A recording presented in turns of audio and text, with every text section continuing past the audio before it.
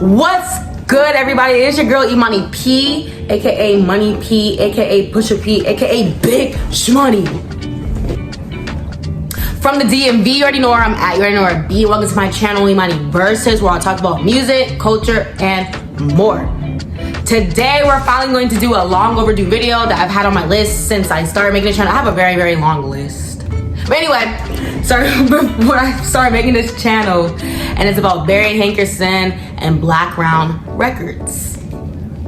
As you can see, I got my young Aaliyah sweatshirt, got it from Marshall's. I just wanted to say that.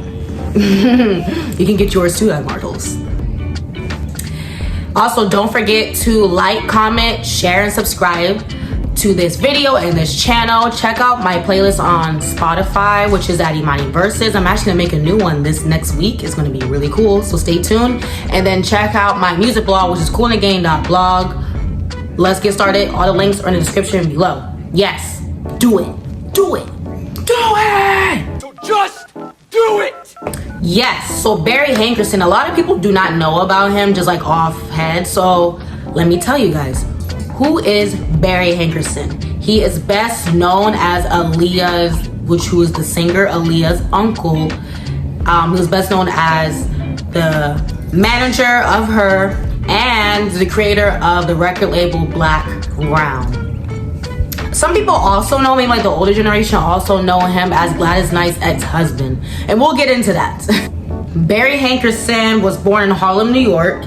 And he went to college at Central State University in Ohio. He actually played football there and even auditioned to on the New York Jets, but he didn't make it. So instead he moved to Detroit, Michigan, and he worked as a community organizer in the office of the mayor, Coleman Young, in the 1970s. So we're way back, y'all. We way back. We're not in the 2000s. We in the 1900s right now. This whole video is based in the 1900s. Some of it's based in the 2000s. I'm not going to hold you, like 2004. Okay, let's keep going. Fun fact. So, like I said, Barry Hankerson and Gladys Knight were actually married for 4 years. And they eventually got divorced due to some obsessive behaviors over Gladys Knight that Barry Hankerson had. Allegedly. Let's just bow our heads real quick, y'all, because we have to say a prayer. Ready? Allegedly. That was the prayer, because I'm not trying to get caught up. So let's get into Blackground Records and how it got created.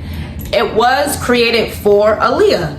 When Aaliyah was like 14 years old, she was shopping herself around to different record labels to get signed, and nobody really wanted to sign with her because she was way too young. She was like 13 or 14 years old.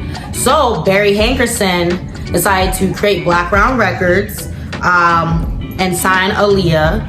He eventually used his connections with Robert Kelly, who was the sole creator mostly of her first album, Age Ain't Nothing But a Number.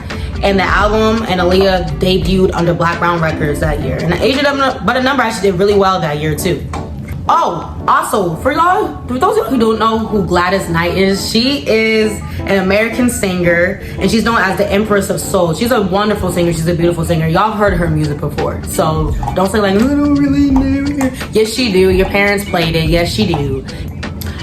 And if y'all don't know who Robert Kelly is, he is an R&B singer, songwriter, producer, also known as the Pied Piper of R&B. If you don't know who the Pied Piper was, look that up. And that's what R. Kelly called himself in a lot of his songs. And lastly, if you don't know who Aaliyah is, she's an American singer, actress, dancer, a model, businesswoman from Detroit, Michigan. That's her. So you've seen her before. Also, I just want to say, I knew about R. Kelly when I was a little kid. Like, I knew he allegedly, even though it's obviously not alleged, allegedly, he was doing some weird things with little girls. Because I remember when I was a kid, I used to really like Aaliyah growing up. It was Aaliyah, Destiny's Child, Maya, I think Usher, that I really liked growing up. Anyway, I remember looking up online that he married Aaliyah when she was like, what, 16 or 17? And I thought that was weird, even when I was like, what, 9 or 10. So I used to go around daycare. We used to talk about R. Kelly. I used to go around daycare telling my friends that he liked little girls, And then my dad told me stop saying that. And here we are. Anyway, Blackground Records had artists like Aaliyah, Timbaland, Magoo. Y'all need to stop playing Magoo. He's a good rapper. Tank, JoJo, Toni Braxton, Ashley Parker Angel, Static Major, Lewis, and Crystal Nicole. So he had like a rack of artists. I think Missy Elliott probably had like some distribution deal under them too, because she was really with Magoo and Timbaland and Aaliyah a lot as well. But I don't know, I didn't see anything online. And also, yeah, I didn't see anything online. Anyway, let me just get into why Barry Hankerson isn't a good person and how he just kind of messed up a few of his artists in light of 1 in a Million coming out. Well, it already came out. Aaliyah's second album. It's finally on streaming platforms. I just want to give you guys a little heads up as to why it took so long for it to be on streaming platforms. And I'll put my my sources in the description below so y'all can like actually watch why it took so long. But Barry Hankerson, after Blackground Records, you know, really like had to close down and die out because there was no more money. Aaliyah passed away. He just wasn't getting anything. He sold a lot of Aaliyah's music to different companies all around the world. So Italian companies have it, French companies have it, to try to save Blackground Records. That's why it took so long for it to get on streaming platforms. He actually does not have control over her music like we think she does. He's actually not getting paid that much. He owns like this much of it. So yeah, we're actually paying like the big companies he sold it to when we stream her music. He's getting this much, and he sold it because he wanted to keep his money and Blackground Records going. He's not a good person. Instead of giving it to her family, like how I feel like I would have done, I would have gave the music to the family, had them profit off of it, had them do what they wanted to do with it. He kept it for himself. Okay, so Toni Braxton was under Blackground Records. Let me tell you what happened between Toni Braxton and Barry Hankerson. So Toni Braxton was recording under Arista and then was managed by Blackground, like distribution, the jive, blah, blah, blah. So Barry Hankerson told Arista that Toni Braxton wasn't interested in working with him anymore. And then he went and told Toni Braxton that Arista does not want to work with him anymore. This is all alleged. So there was a big fight between Toni and Barry Hankerson because she was losing out on money. Her album Libra wasn't doing that well because of the loss of money, because of this whole suing thing. So the suit ended up with Toni having to pay Barry Hankerson $375,000, and Hankerson was allocated money from the sales from her project, which was Libra. And Toni Braxton's career was really messed up for a very, very long time over this little tit for tat.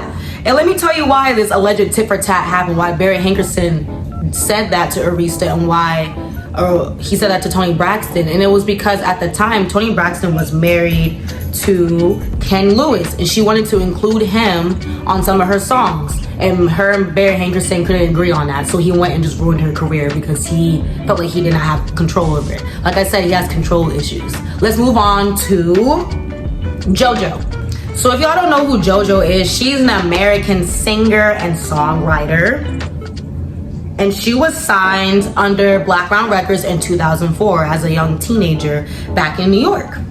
So under New York law, as a teenager, if you sign a contract like that, the record label or whoever it is only allowed to keep you under that contract for 7 years. Obviously, she was under that contract for a very, very long time, longer than 7 years. And she was not getting paid from any of her streams or sales from her first 2 albums that she had dropped as a teenager. So she wasn't getting paid for the first 2 albums. She wasn't allowed to release any music under anything else. And JoJo eventually had ended up re-recording her first 2 albums to release to streaming platforms so she can get paid from it and get the money that she deserves. She did end up suing Barry Hankerson for all of this, but they ended up settling out of court. And I believe that she's finally out of that contract and that deal. So she's making music and stuff now.